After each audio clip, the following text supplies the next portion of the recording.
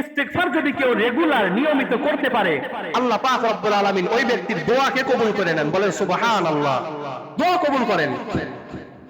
মানাকিবে ইমাম আহমদ ইবনে হাম্বল রাহিমাহুল্লাহ এই কিতাবের মধ্যে উল্লেখ করেন, ইমাম আহমদ ইবনে হাম্বল চার মাযহাবের চারজন ইমামের একজন ইমাম হচ্ছে ইমাম আহমদ ইবনে হাম্বল, হাম্বলি মাযহাবের ইমাম। ইমাম আহমদ ইবনে হাম্বল রাহমাতুল্লাহি আলাইহি, যিনি 10 লক্ষ হাদিসের ইমাম ছিলেন, মুখস্থ করছেন 10 লক্ষ হাদিস।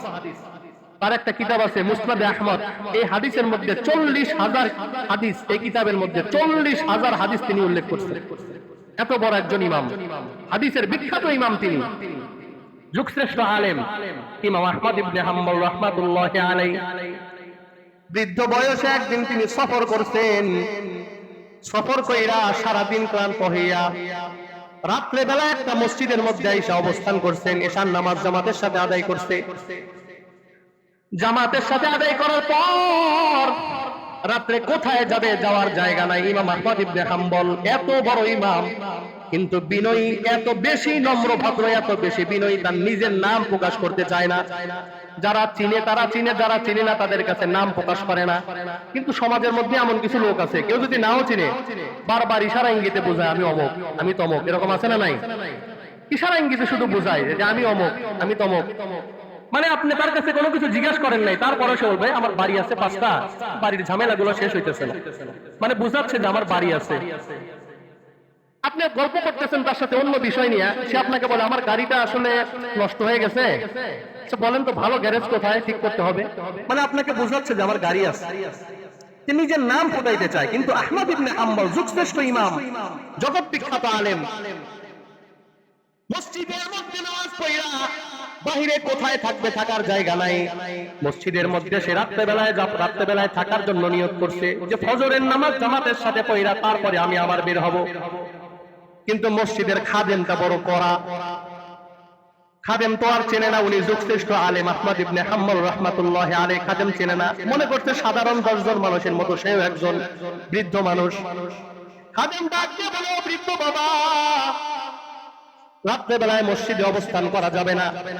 আহমদ ইবনে হাম্বল বলেন আমি মসজিদের কোনো ক্ষতি করব না, সকালবেলায় জামাতের সাথে নামাজ পড়া, তারপরে আমি এখান থেকে বের হয়ে যাব। বলে না না, মসজিদে থাকা যাবে না। আহমদ ইবনে হাম্বল কয়েকবার রিকোয়েস্ট করছে, কিন্তু খাদেমও বড় কড়া খাদেম, না মসজিদের মধ্যে কোনোভাবেই থাকা যাবে না। ইমাম আহমদ ইবনে হাম্বল রাহমাতুল্লাহি আলাইহি নিরুপায় হয়ে মসজিদ থেকে বের হয়ে বারান্দার মধ্যে যায় বসতে।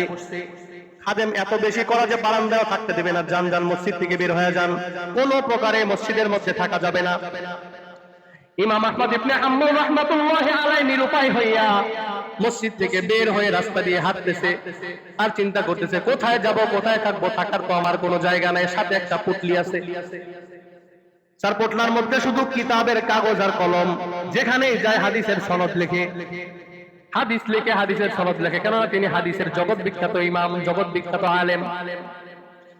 আহমদ ইবনে হাম্বল রাহমাতুল্লাহি আলাইহি মসজিদ থেকে বের হয়ে রাস্তা দিয়ে যাইতে যাইতে যাইতে যাইতে দেখে ছোট্ট একটা আলো দেখা যায়। ইমাম আহমদ ইবনে হাম্বল রাহমাতুল্লাহি আলাইহি হাঁটতে হাঁটতে আলোর কাছে পৌঁছায়, দেখে একটা বড় দোকান। একটা দোকানের পাশে, দোকানটা বন্ধ, দোকানের পাশে একটা রুটি বিক্রেতা শাবুল খাব্বাস, রুটি বিক্রেতা তন্দুর রুটি বানায়, ওই চুলার মধ্যে তন্দুর রুটি দেয়, তন্দুর রুটি দিয়ে আবার বের করে রুটি বিক্রি করে। সারা রাত এই ব্যক্তি রুটি বিক্রি করে। তো ওই দোকানের সামনে আহমদ ইবনে হাম্বল গেছে, যে ডাক দিয়ে বলে, হে যুবক, আমি আজকের রাতটা তোমার দোকানের পাশে কাটাইতে চাই, আমাকে অনুমতি দিবানি? যুবকটা বড় আল্লাহওয়ালা যুবক। কেমন যুবক? যুবক ডাক দিয়ে বলে, মুরব্বি বাবা, কোনো সমস্যা নেই, আপনি আমার চুলার পাশে সারা রাত কাটান। যুবক একটা বসার যায় না, একটা পাটি দিছে, যে পাটির মধ্যে আপনি বসে বসে আমার চুলার পাশে আপনি আগুন তাপান, কোনো সমস্যা নাই। ইমাম আহমদ ইবনে হাম্বল রাহমাতুল্লাহি আলাইহি তিনি খেয়াল করতেছেন যুবকের দিকে, যে যুবক কি করে। দেখে যুবক যখন রুটিটা বেলে, তখনও মুখে জবানের মধ্যে কি যেন ফিসফিস করে পড়ে। যখন রুটিটা তাওয়ার মধ্যে দেয়, তখনও জবানের মধ্যে কি যেন ফিসফিস করে বলতে থাকে। যখন রুটিটা তাওয়ার থেকে উঠায়, তখনও কি যেন বলে। আবার যখন রুটিটা বিক্রি করে, তখনও মনে মনে কি যেন পড়তে থাকে, ফিসফিস আওয়াজ হয়। যখন টাকা নেয় বা টাকা ফেরত দেয়, তখনও মনে মনে কি যেন পড়ে। আহমদ ইবনে হাম্বল রাহমাতুল্লাহি আলাইহি বড় অবাক হয়ে গেছে, হায় রে, এই যুবক জবানের মধ্যে কি পড়তে থাকে আমি তো জানি না। যখন বেচাকেনা শেষ করার পর কাস্টমার চলে গেছে, ইমাম আহমদ ইবনে হাম্বল জিজ্ঞাসা করছে, এই যুবক, বড় আশ্চর্য হইলাম তোমার কাহিনী দেখা। বলে, বৃদ্ধ বাবা কি হয়েছে বলেন। বলে, এই যুবক, তুমি প্রত্যেকটা সময় যা কিছু করতেছো আমি দেখতেছি, তুমি জবানের মাধ্যমে কি যেন পড়তেছো, আমাকে একটু বলো না তুমি কিসের আমল করো। ওই যুবকটা জবাব দেয়, বৃদ্ধ বাবা, দীর্ঘদিন যাবত আমার সাথে দীর্ঘদিন আগে আমার সাথে একজন আলেমের পরিচয় ছিল। আমাকে একটা আমল দিছিল, ইস্তেগফারের আমল, যে সর্বদা আমাকে ইস্তেগফার করার জন্য বলছে। উনি আমাকে বলে দিছে ইস্তেগফার করলে দোয়া কবুল হয়। তারপরে থেকে আমি ইস্তেগফার কখনো ছাড়ি না, যাই করি না কেন সর্বদা আমি ইস্তেগফারের আমল করি। বলেন সুবহানাল্লাহ। আহমদ ইবনে হাম্বল বলেন, তুমি কতদিন যাবত এই আমল করো? বলে, বৃদ্ধ বাবা, দীর্ঘদিন যাবত আমি আমল করি। আহমদ ইবনে হাম্বল জিজ্ঞাসা করে, আমল করার কারণে তুমি কি ফায়দা পাইছো, কি লাভ হয়েছে তোমার?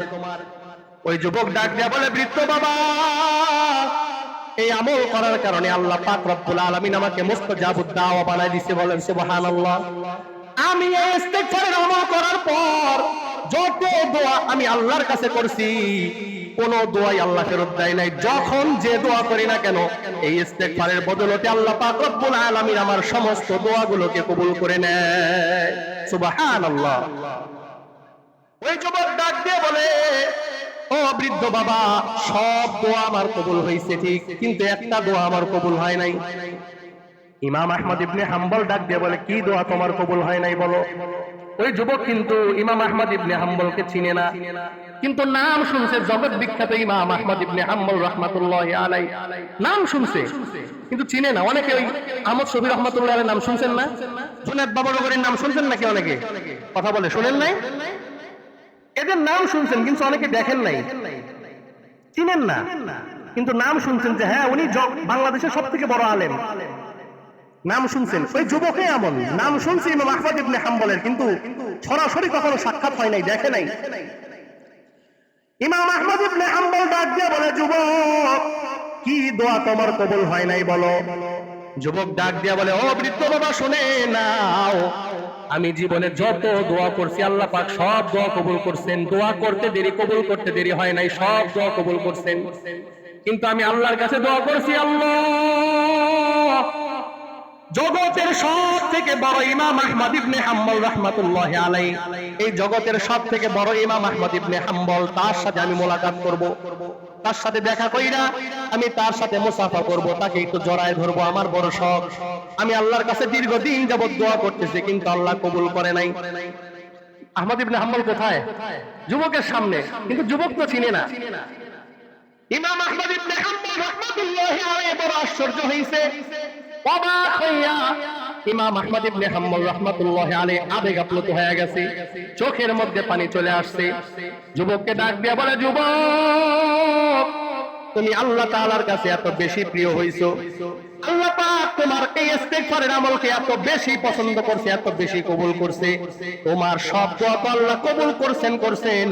তোমার এত দিনের যে একটা দোয়া ছিল, ইমাম আহমদ ইবনে হাম্বলকে তুমি দেখবা, তার সাথে মুসাফা করবা, তার সাথে তুমি মোলাকাত করবা, এই দোয়াটা আল্লাহ কবুল করে নাই। তুমি বলতেছো, তুমি তাকায় দেখো, তোমার সামনে যে বৃদ্ধ দাঁড়ায় আছে, আমি আহমদ ইবনে হাম্বল তথা জগতের সব থেকে বড় ইমাম। সুবহানাল্লাহ। ইমাম আহমদ ইবনে হাম্বল রাহমাতুল্লাহি আলাইহি ডাক দিয়ে বলেন, যুবক, এই ইস্তেগফারের আমল করার কারণে আল্লাহ পাক রব্বুল আলামিন আহমদ ইবনে হাম্বলকে সেই বাগদাদ থেকে তোমার চুলার সামনে নিয়ে আসছে, যাতে তুমি তার সাথে মোলাকাত করতে পারো। সুবহানাল্লাহ। দেখেন ইস্তেগফারের পাওয়ার কত বেশি।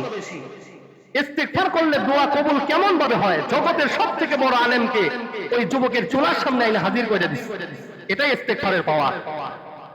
রাসূল বলেন, মান লাজিমাল ইস্তিগফার, যে ব্যক্তি ইস্তিগফারকে নিজের জীবনের জন্য আবশ্যক বানায় নেয়, জাআলাল্লাহু লাহু মিন কুল্লি দিকিন মাখরাজা ওয়া মিন কুল্লি হাম্মিন ফারাজা ওয়ারযুকুহু মিন হাইসু লা ইয়াহতাসিব।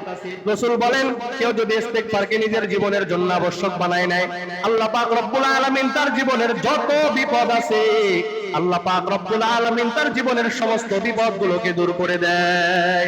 আল্লাহ রাসূল বলেন, শুধু তাই নয়, যদি কোনো ব্যক্তি ইস্তেগফারকে নিজের জীবনের জন্য আবশ্যক বানায় নিতে পারে, আল্লাহ পাক রব্বুল আলামিন ওই ব্যক্তির যত দুঃখ কষ্ট আছে, যত সংকীর্ণতা আছে, কমতি আছে, আল্লাহ পাক এই ইস্তেগফারের বদৌলতে তার জীবনের সমস্ত সংকীর্ণতাগুলোকে দূর করে দেয়।